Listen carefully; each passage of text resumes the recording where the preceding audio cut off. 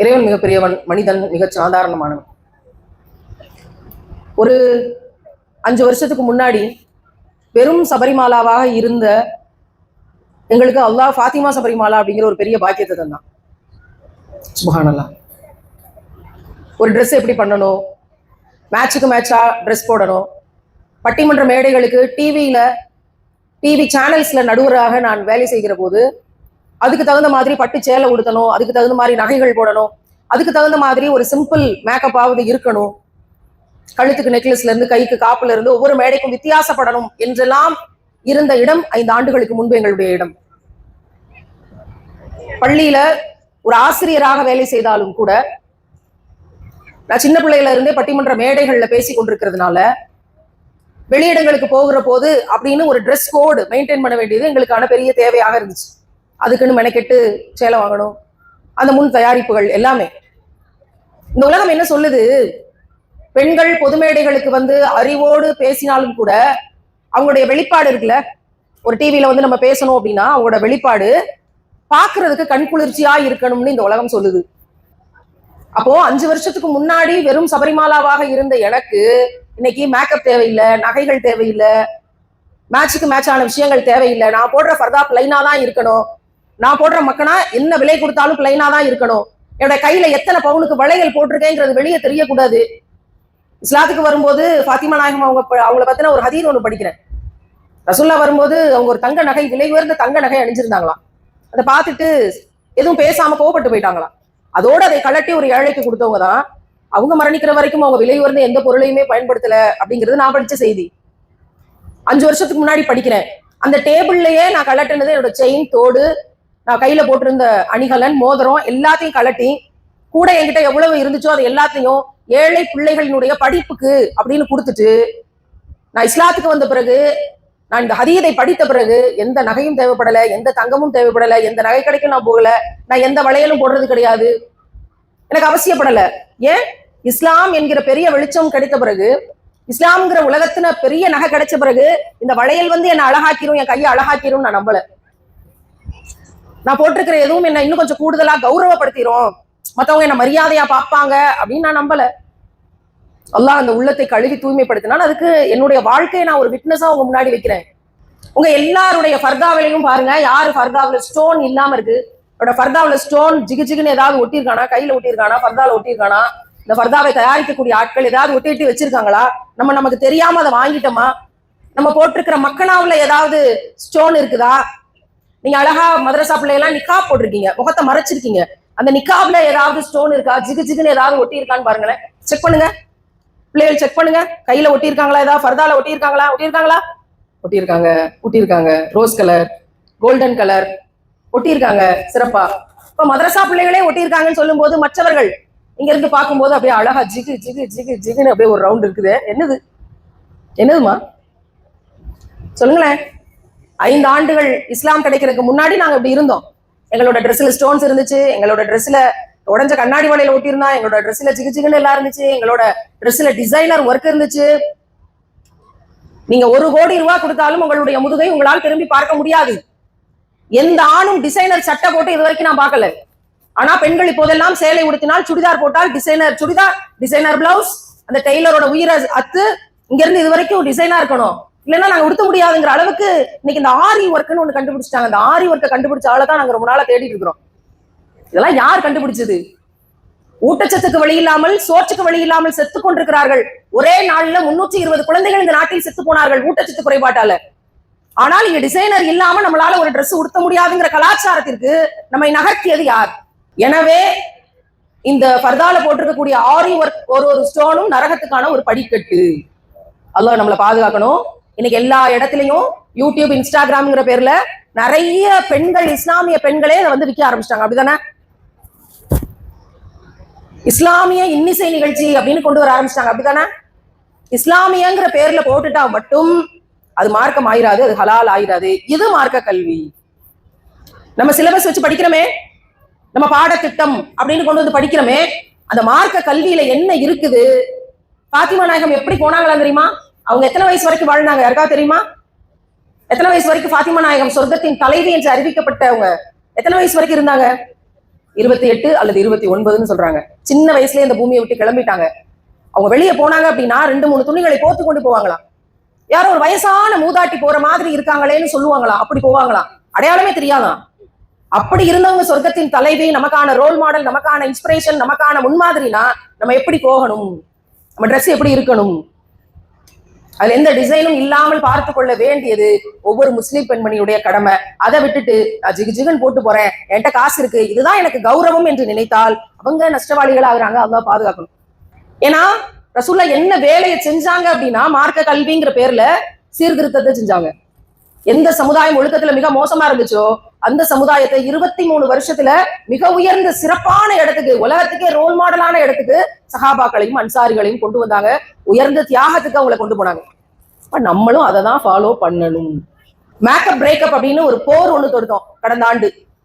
ஏன்னா இன்னைக்கு பியூட்டி பார்லருங்கிற பேர்ல, கல்யாணம்ங்கிற பேர்ல நிக்காகுகள் எல்லாரும் 50,000 40,000 1 லட்சம் காசு கொடுத்து ஒரு பியூட்டிஷியனை கூப்பிட்டு நிக்காகன்ற பேர்ல நடக்குது. அந்த பிள்ளைய மேக்கப் பண்றது, ட்ரெஸ் ஃபுல்லும் ஸ்டோன்ஸா இருக்குது, அதை துவைக்கவே முடியாது வாழ்நாள்ல ஒரு தடவை கூட. அந்த மாதிரியான ஒரு ட்ரெஸ், அதை துவைக்க முடியாத ஒரு ட்ரெஸ்ஸுக்கு விலை 30,000 ரூபாய். இன்னைக்கெல்லாம் மார்க்க அறிஞர்கள் கூட கோட்டு சூட்டு போட்டு பேசினாதான் நம்மளை மதிப்பாங்கன்ற மனநிலைக்கு வந்துட்டாங்க. அமெரிக்கால இருக்கவங்க கோட்டு சூட்டு போட்டு பேசுறாங்க, கனடால இருக்கவங்க கோட்டு சூட்டு போட்டு பேசுறாங்க. அங்க இருக்கிறது ஐஸ் மலை, வீடு ஃபுல்லா ஐஸ், -டிகிரில இருக்கு. அதனால அவங்க கோட்டு சூட்டு போட்டிருக்காங்க. தமிழ்நாட்டுல இருக்கக்கூடிய மார்க்க அறிஞர்கள் ஐஸ்லயா இருக்கிறாங்க. இன்னைக்கு என்ன மாதிரியான வெக்கையில உட்கார்ந்துருக்கோம் வெயில் காலத்துல. இதுல கோட்டு சூட்டு போட்டா நிலைமை என்ன ஆகும் யோசிச்சு பாருங்க. மாப்பிள்ளை என்ன கோட்டு சூட்டு போடுறாரோ அந்த கோட்டு சூட்டை 36,000 ரூபாய் 40,000 ரூபாய்க்கு ஆர்டர் பண்ணி மார்க்க அறிஞர்கள் அதை போட்டு மேடையில பேசுறாங்க, மார்க்கத்தை சொல்லி தர்றாங்க. ஏன்னா அப்பதான் நம்மளை மதிப்பாங்க அப்படிங்கிற ஒரு நாகரிக உலகமா, வெஸ்டர்னைஸ்டு கல்ச்சரா இன்னைக்கு மார்க்க அறிஞர்களுக்குள்ள வந்துருச்சா அப்படின்னு பார்க்கும்போது எங்களுக்கு கவலையா இருக்குது, ரொம்ப கவலையா இருக்கு. உடையா ஒரு விஷயத்த நிர்ணயம் பண்ணும். இன்னைக்கு இஸ்லாமிய உடை பைஜாமா, அருமையான வேஷ்டி, எப்படிப்பட்ட உடை, எவ்வளவு நிம்மதியான பருத்தி துணி. ஆனால் இன்னைக்கு இப்படியெல்லாம் மாறிக்கொண்டிருக்கு கொஞ்சம் கொஞ்சமாங்கிறத பார்க்கும்போது கியாமத்து நாள் வரைக்கும் எவ்வளவு மாடர்னைஸ் ஆனாலும் இந்த உலகம் ரசூல்லா என்ன ஃபாலோ பண்ணாங்களோ அதை ஃபாலோ பண்றது மட்டும்தான் நமக்கு சொர்க்கத்துக்கு அடையிறதுக்கான வழி. கோட்டு சூட்டுகளோ, டிசைனர் ஃபர்தாக்களோ, பார்ட்டி வியர் புர்கா அப்படின்னு வித்துக்கிட்டு இருக்காங்களே, அதெல்லாம் நம்மளை ஒருபோதும் சொர்க்கத்துக்கு ஏத்திராது. எனவே இஸ்லாமிய பெண்மணிகள் ரொம்ப கவனமா இருக்கணும். சமீபத்துல ஒரு வீடியோ என்னை எதிர்த்து முடியாவது போட்டுட்டு ஒருத்தவங்க ஃபுல் மேக்கப்ல ஒரு பெண்மணி பேசுறாங்க. எத்தனை பேர் அதை யாரா பாத்தீங்களா? கை தூக்க பார்ப்போம், நாங்களும் பார்த்தோம். ஒரு 10 பேர் கை தூக்கிருக்காங்க. என்னமா? இல்ல அவங்க எந்த ஊர் நமக்கு தெரியாது. ஆனா ஃபுல் மேக்கப்ல ஒரு நான் முஸ்லீம், அவங்க இஸ்லாமிய பெண் கிடையாது. யாருக்காக வரிந்து கட்டுக்கொண்டு அவங்க பேசுறாங்க அப்படின்னா, நான் போற ஒரு மேடையில பாட்டு கச்சேரியும் ஏற்பாடு பண்ணியிருக்காங்க. என்னோட கவனத்துக்கு அது வரல. நோட்டீஸ்லாம் முன்னாடியே அனுப்பணும்னு சொல்றாங்க, அது என்னுடைய கவனத்துக்கு வரல. அந்த நிகழ்ச்சிக்கு போகும்போது கிளம்புறதுக்கு ஒரு 1/2 மணி நேரத்துக்கு முன்னாடி எனக்கு தெரிய வருது. அந்த நோட்டீஸை நான் பாக்குறேன், இஸ்லாமிய இன்னிசை நிகழ்ச்சின்னு போட்டிருக்குதே, என்னது அப்படின்னு கேட்கும்போது, இல்ல அதை நாங்க மாத்திட்டோம், அதை நாங்க இல்லைன்னு எல்லாருக்கும் சொல்லிட்டோம்னு சொன்னதுக்கு பிறகு ஒத்துக்கிட்டோமே, போயாகணும் அப்படின்னு அந்த நிகழ்வுக்கு நான் போறேன். போகும்போது சம்பந்தப்பட்ட பெண் பாடகியினுடைய படம் பேக்ட்ராப்ல இருக்கு, அதை மறைச்சிருங்க முதல்ல அப்படின்னு சொல்லிட்டு நான் போயிட்டு அந்த மேடையில 1.5 மணி நேரம் இது ஆகாதுன்னு பேசிட்டு அங்க இருந்து போறேன். அப்போ அந்த பாட்டு பாடுற விஷயத்த பத்தி சொல்லிட்டு இஸ்லாமியங்கிற பேர்ல சினிமா பாடல்களுக்கு மெட்டெடுத்து அந்த மெட்டுல வந்து மேடைகள்ல பாடுறத நாங்க வன்மையா கண்டிக்கிறோம் அப்படின்னு சொல்லிட்டு நான் வீட்டுக்கு போயிட்டேன். ஒரு பெரிய கை கலப்பாயிருச்சு, ஒரு அடிதடி சண்டை ஆகுது. காரை எடுத்துக்கிட்டு வேகமா நாங்க கிளம்பிட்டோம். என்னோட வந்தவங்களுக்கு, வண்டி இயக்குனவங்களுக்கான சம்பளம் கூட அன்னைக்கு என்னால கொடுக்க முடியல. சரி, அல்லாவுக்காக தான் ஓடுறோம், இது என்ன பெரிய விஷயமா, அல்லாவோட கஜானா மிகப்பெரியது, ஓடிட்டு இருக்கோம். இந்த விஷயத்தை எதிர்த்து நான் அடுத்து பேசுறேன், அந்த காணொலிகளை வெளியிடுறேன். குறுக்கு சிறுத்தவளைன்னு ஒரு பாட்டு இருக்கு, அந்த மெட்டை எடுத்து அல்லாஹ் ரசூலை பற்றி பாட்டு வரிகளை மாற்றி போட்டு பாட்டு பாடுறாங்க. சஹாரான்னு ஒரு பாட்டு இருக்கு, அந்த பாட்டை எடுத்து, அந்த மெட்டை எடுத்து அதுல மதீனாவையும் ரசூல்லாவையும் சேர்த்து வச்சு பாட்டு பாடுறாங்க. நான் உயிரினும் மேலாக உத்தம நபிகள் நாயகம் ஸல்லல்லாஹு அலைஹி வஸல்லம் அவர்களை நேசிக்கிறது உண்மையான சத்தியம்னா இதை நான் எதிர்க்கணுமா, எதிர்க்க கூடாதா? எதிர்க்கணும், வாயால தடுக்கணும், செயலால தடுக்கணும். நாளைக்கு எங்களோட நபிகளாரை பார்க்கிற போது ஒரு புன்முறுவலோடு வரவேற்று என்னுடைய உம்மத்துன்னு சொல்லி அவங்க கையால நாங்க ஒரு அவார்டு வாங்கணுமே, கௌசர் நீர் தடாகத்துல அந்த அவார்டு எங்களுக்கு வேணும்னா இம்மையில் ரசூலுல்லாஹ்வுடைய பெயரை சொல்லி நடக்கக்கூடிய இந்த சினிமா கூத்துக்களுக்கு முடிவு கட்டணும். எப்படி வர்றீங்க நீங்க மேடைகளுக்கு? ஜிகு ஜிகுன்னு பட்டு சேலைகளை சிங்கிள் ஃபிளீட் போட்டு, டிசைனர் பிளவுஸ்களை போட்டு, அரை கைக்கு சட்டைகளை போட்டுக்கொண்டு, முதுகு முழுக்கவும் கல்களை ஒட்டி கொண்டு, முகம் முழுதும் மேக்கப்புகள், லிப்ஸ்டிக்குகளை போட்டுக்கொண்டு, இந்த கண்களுக்கு மேல டூப்ளிகேட் இமைகளை ஒட்டி கொண்டு, அதுக்கு மேல கலர் கலரான பூச்சிகளை பூசிக்கொண்டு ஆயிரக்கணக்கான ஆண்கள் முன்னாடி நாங்க இஸ்லாத்தை பத்தி பாடுறோம்னு சொன்னா இது எவ்வளவு வன்மையாக கண்டிக்கக்கூடியது. கண்கள் விபச்சாரம் இல்லையா? இதை பார்க்கக்கூடியவர்களுடைய கண்கள் விபச்சாரம் செய்யலையா? இஸ்லாம் அதை சொல்லிக் கொடுக்கலையா? இது என்ன இஸ்லாம்? நாங்கள் 5 ஆண்டுகளுக்கு முன்னாடிதான் இஸ்லாத்துக்குள்ள வந்தோம். இதை பார்க்கிற போது ரத்தம் கொதிக்கிறது. உங்களோட நபி இதுதான் சொல்லி கொடுத்தாங்களா? உயிரினும் மேலான உத்தம நபிகள் நாயகம் ஸல்லல்லாஹு அலைஹி வஸல்லம் அவர்களுடைய வாழ்க்கை தியாகங்களை மட்டும் நான்லாம் படிக்கலன்னா ஒண்ணு நான் செத்து போயிருக்கணும், இல்ல நான் பைத்தியம் ஆயிருக்கணும்னு அத்தனை மேடைகளிலும் நாங்கள் முழங்கி கொண்டிருக்கிறோமே. என்ன காரணம்? பெண்கள் பாதுகாப்புக்கும் பெண்கள் விடுதலைக்கும் என்ன வழி? ஒரு நாளைக்கு 13 பெண்கள் பாலியல் வன்கொடுமையால் பாதிக்கப்படுறாங்கன்னு இந்த நாட்டினுடைய அரசு சொல்லுகிறது, புள்ளி விவரம் சொல்லுது. நாடே அப்படி சொல்லுதுன்னா இந்த பாதிப்பு எவ்வளவு இருக்கும் பாத்துக்கிறீங்க. இப்படிப்பட்ட நிலைமையில பாலியல் வன்கொடுமைக்கு எதிராக பெண் பிள்ளைகளை பாதுகாக்கிறதுக்கு என்ன வழி? இன்னைக்கு காதல்ங்கிற பேர்ல ஸ்கூல் படிக்கிற பிள்ளைகள், காலேஜ் படிக்கக்கூடிய பிள்ளைகள் எல்லாம் கமிட்டட் அப்படின்னு சொல்லி கொண்டிருக்கக்கூடிய நிலைமையில தங்களை தாங்களே இழந்து கொண்டிருக்காங்களே. இதுக்கு என்ன மாற்று வழி அப்படின்னு போராடி கொண்டிருக்கும் போது நபிகள் நாயகம் ஸல்லல்லாஹு அலைஹி வஸல்லம் அவங்களோட வாழ்க்கையை படிச்சோம். அதுல படிப்பினைகள் இருந்தது.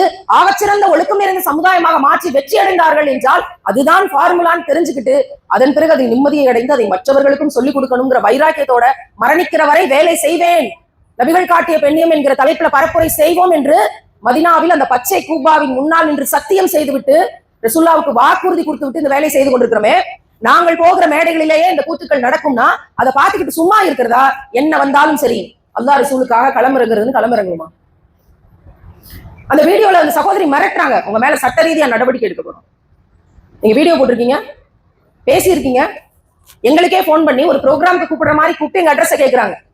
அசிஸ்டன்ஸ் கொடுக்கல, எங்களுக்கே போன் பண்ணி சூழ்ச்சிகரமாக எங்களோட அட்ரஸ் வாங்கி எங்க மேல கேஸ் போடணும் அப்படின்னு நீங்க முயற்சி எடுத்து அதையும் உங்க வீடியோலயே பேசுறீங்கன்னா நாங்க இந்த கேஸுக்கு பயந்தவங்களா?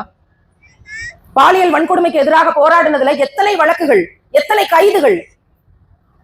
நீட்டுக்கு எதிராக அரசு ஆசிரியர் பணியை ராஜினாமா செய்த போது அன்புமகள் அனிதா தற்கொலை செய்து கொண்டா.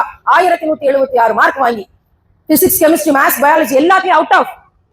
ஒரு தாழ்த்தப்பட்ட சமூகத்தின் பிள்ளை, வீட்டுல டாய்லெட் கூட கிடையாது, 3/4 மணி நேரம் ஆகும் வெளியே ஏறிக்கு போயிட்டு வரதுக்கு. என்னோட தாய் சின்ன வயசுல மரணிச்சுட்டா. அங்க அந்த ஊருக்குள்ள அந்த கிராமத்துல ஒரு டாக்டர் இருந்தா என்னோட அம்மாவை காப்பாத்திருக்கலாம்.